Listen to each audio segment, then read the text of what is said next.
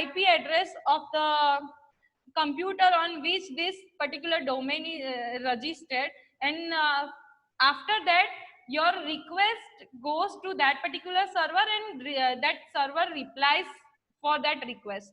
So here this whole mechanism is given in this image. So whenever you are using this name server addressing technique, one name server is available which maintain the registry of the mapping of a string and location of the computer. When client wants to communicate with the server, at that time it first asks to the domain name server for the lookup of that string, lookup on the name server replies for that particular requested string and location of the computer. After getting the reply from the name server, client actually communicate with the server by sending a request message, and server gives the reply. So this is the techniques, name server technique, and we are generally using this technique to locate the server, right? Now client server implementation.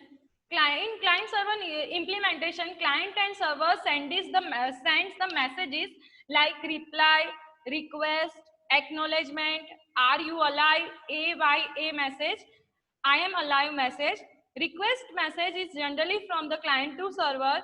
Reply is always from the server to client. Acknowledgement can be a client to server or server to client. It is generally a confirmation that previous message is received on the particular location. Are you alive message is basically generated by the client to check whether server is live and processing on the previous message or not. I am alive is a message from the server and it is a generally reply of a are you alive message, and this reply tells that server is live and processing on the message now. And when client gets this message, it understands that server is basically working on the particular request right now. So here 4 techniques are available. First is only request reply protocol mechanism. So when client wants to access the service, it sends one message, request message, server process on the request and generates the reply, and so the client get the reply. Now think about it. If this reply loss, what happened if you are not getting the reply? This reply message loss in a network. At that time, you cannot get the server.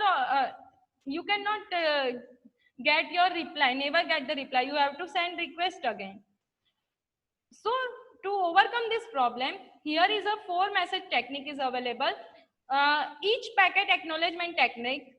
First, when client wants service, it send a request message. After receiving request message, server replies acknowledgement. That means client come to know that request is arrived on the server and server is going to process on the request.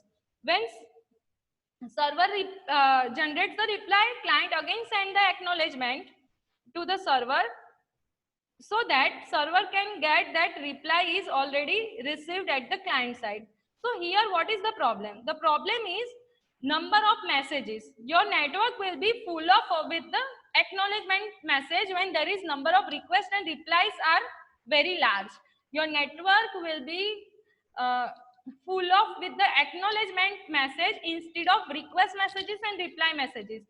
So to overcome this problem, you can use only 3 message protocol. In this, we are sending an acknowledgement only for the reply message. If this acknowledgement, what happen if this acknowledgement not received at server side?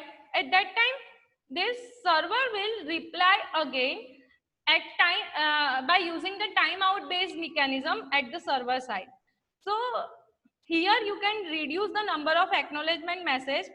Now think about if this acknowledgement not received but reply is already available on the client side.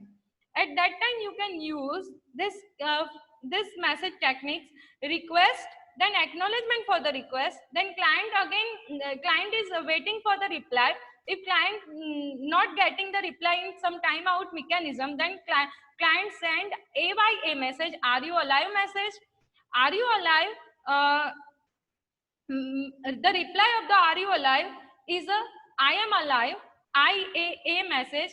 If client gets this message, then it never regenerate the request again, and server process on the requested data, and when a result computed by the server, it sends the reply to the client, and client send the acknowledgement. So when your data processing is too high in your request, at that time client generally sends the are you alive and I am alive message communication between server and client, so that you should never retransmit the request and reply. So these four are the mechanism that is basically used inside the client server communication, and generally this is the best way for the communication. Here the number of retransmission of request and number of retransmission of reply is very less. So let us talk about the next is client server architecture. Architecture, that means how many number of computers you are using to divide your codes to for the computation purpose of your application. And this arrangement is basically called as an architecture of your computer. Now think about any application. All the application having some user interface based logic, some processing based logic, application based processing logic, and the data storage based logics are available. So you can always divide your whole application in three parts: user interface level code, internal processing level code, that is basically application basic business logic processing, and third is data storage processing. So here this is the figure of the three-tier architecture of an internet search engine. If you are having any search engine, then you can divide that search engine code in a three parts. First, user interface code, that is basically HTML page containing list for the that you can see inside your browser.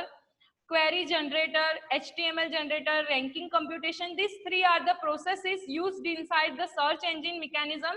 The database which is used by the this search engine, it is stored inside this database web pages. So here you can divide this three part, and these three parts basically works on the specific task, this user interface level, interacting between the user and application.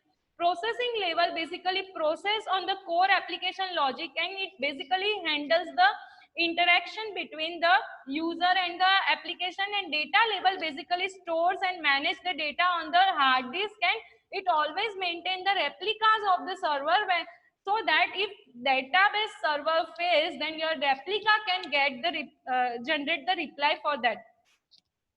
So in this architecture, this client machine basically is a light loaded on it, only having the terminal so that user can access your application. This user interface having basically GUI based logics,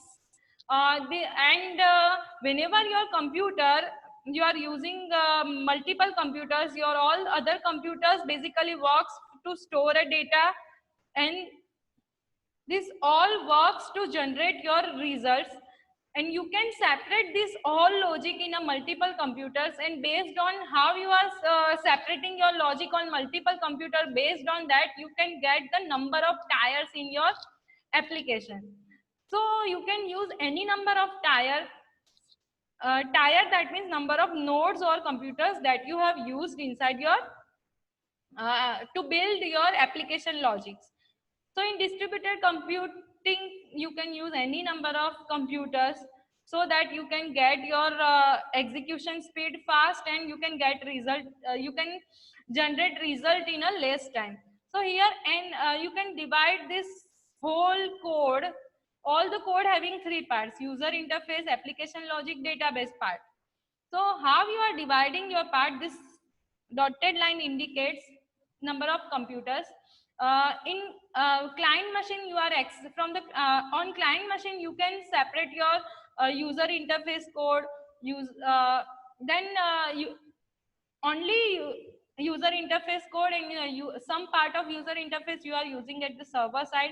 Application logic and database logic all are at the server side, and these two are the separate machine. Then again it is called as a how many computers? Client machine, one part, two part, three part. The total three parts you are using. It can be a three-tier architecture. If you are using your user interface processing only at one machine, in application logic another machine, database logic another machine, you can divide your whole application logic in more than one computer, or you can separate it with user interface level, or half portion you can separate it on database with the database server also. Here all the application logic you are separating on the another computer, different computer. Here user interface computing on other computer, on one computer, application build logic on one computer, database you are dividing in more than one computers.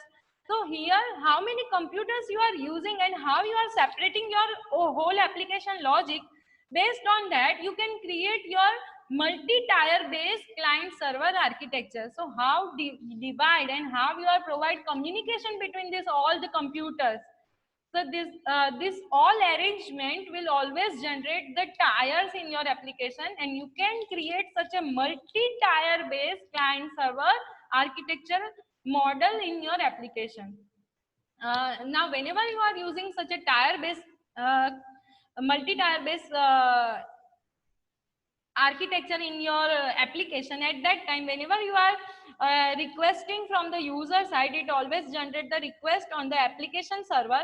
Application server basically access the database server, so it again generates the request for the data on the database server. The database server generates the process on the request and then generates the reply. Then it gives to the application server. Again application server generates and process on the generated reply and generates the result for the user, and it generates the user interface level output, and actually user gets the output after generating whole replies. So first application server generates client generates request to the application server, application server generates the request for the database server replies to the application server, and application server replies to the actual user, and user have to wait until all the results generated from the application server. So this dotted line indicates waiting time, such that you are getting the output inside your client server based architecture. So I'm going to end this